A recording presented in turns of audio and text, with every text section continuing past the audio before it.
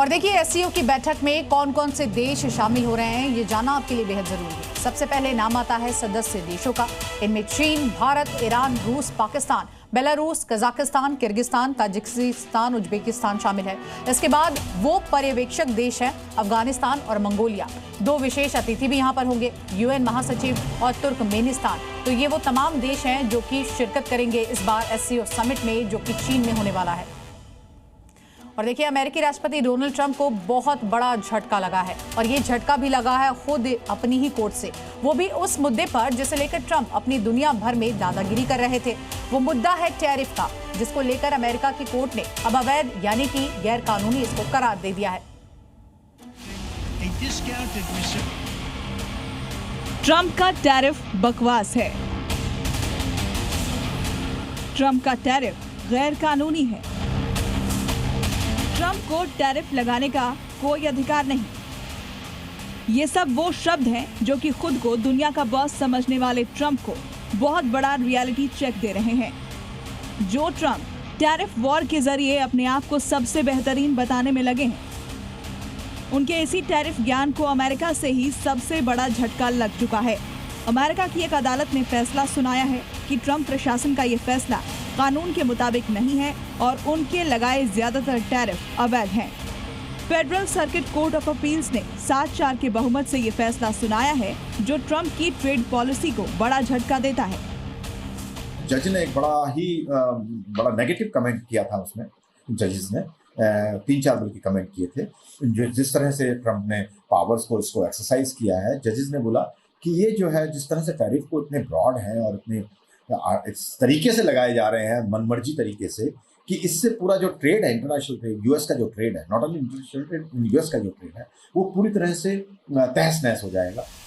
दरअसल ट्रंप ने इन टैरिफ को international emergency economic powers act के तहत जस्टिफाई किया था। उन्होंने ट्रेड इम्बैलेंस को नेशनल सिक्योरिटी के लिए खतरा बताते हुए नेशनल इमरजेंसी घोषित की, लेकिन अदालत ने साफ कहा कि टैरिफ लगाना राष्ट्रपति का अधिकार नहीं, बल्कि ये कांग्रेस का कोर पावर है। ट्रंप के टैरिफ के खिलाफ दिए फैसले में लिखा, ये टैरिफ कानून के विरुद्ध है। IEEPA का इस्तेमाल इमरजेंसी पावर्स के लिए है, न कि ट्रेड वॉर छेड़ने के लिए। ट्रंप का ये तर्क था कि ट्रेड डेफिसिट असामान्य और असाधारण खतरा है। अदालत ने इसे खारिज कर दिया और कहा कि ये कानून राष्ट्रपति को घोषित राष्ट्रीय आपातकाल के जवाब में कई कार्रवाई करने का महत्वपूर्ण अधिकार देता है, लेकिन इनमें किसी भी कार्रवाई के स्पष्ट रूप से टैरिफ, शुल्क या इसी तरह की कार्रवाई करने या कर लगाने का अधिकार शामिल नहीं है। हालांकि अदालत ने टैरिफ को 14 अक्टूबर तक जारी रखने का समय दिया, ताकि ट्रंप प्रशासन इसे सुप्रीम कोर्ट में चुनौती दे सके। प्रेसिडेंट ट्रंप को एक थोड़ा एस्केप रूट भी मिल गया है, क्योंकि उन्होंने जो रूलिंग दी है सर्किट कोर्ट में, उसको 14 अक्टूबर तक के लिए उसको रोक दिया है, ताकि फेडरल गवर्नमेंट अपील कर सके सुप्रीम कोर्ट को। और ये जो है बहुत बड़ा झटका है, इसमें कोई शक नहीं है उनको। दरअसल राष्ट्रपति डोनाल्ड ट्रंप ने टैरिफ को अमेरिकी विदेश नीति का एक हथियार बना लिया है और इनका इस्तेमाल राजनीतिक दबाव बनाने के लिए किया जा रहा है। लेकिन अब ये फैसला उनकी अमेरिका फर्स्ट नीति के लिए बहुत बड़ा झटका है। एक्सपर्ट भी बता रहे हैं कि करीब 100 से 150 बिलियन डॉलर का इनको ट्रेड में नुकसान होगा यूएसए के एक्सपोर्ट्स को। और जॉब, जिनकी बात वो बहुत बड़ी बात कर रहे हैं कि मैं जॉब बढ़ाऊंगा, एम्प्लॉयमेंट लाऊंगा, वो नेट लॉस होने वाला है। थोड़ा शॉर्ट टर्म में हो सकता है कि कहीं एक आध दो कुछ सेक्टर्स में बढ़ावा मिले, लेकिन ओवरऑल जो है जॉब का जो है एम्प्लॉयमेंट का जो है वो उनको नुकसान होगा। कोर्ट से झटका मिला तो ट्रंप इसके बाद बौखला गए और लिखा कि ये बहुत ही पक्षपातपूर्ण फैसला है और अगर सभी टैरिफ कभी हटा दिए गए तो ये देश के लिए पूरी तरह से विनाशकारी होगा। इससे हम आर्थिक रूप से कमजोर हो जाएंगे और हमें मजबूत होना होगा। लेकिन कोर्ट के मुताबिक ये फैसला अमेरिकी संविधान के आधार पर किया गया है और ट्रंप ने इस अधिकार का दुरुपयोग किया है।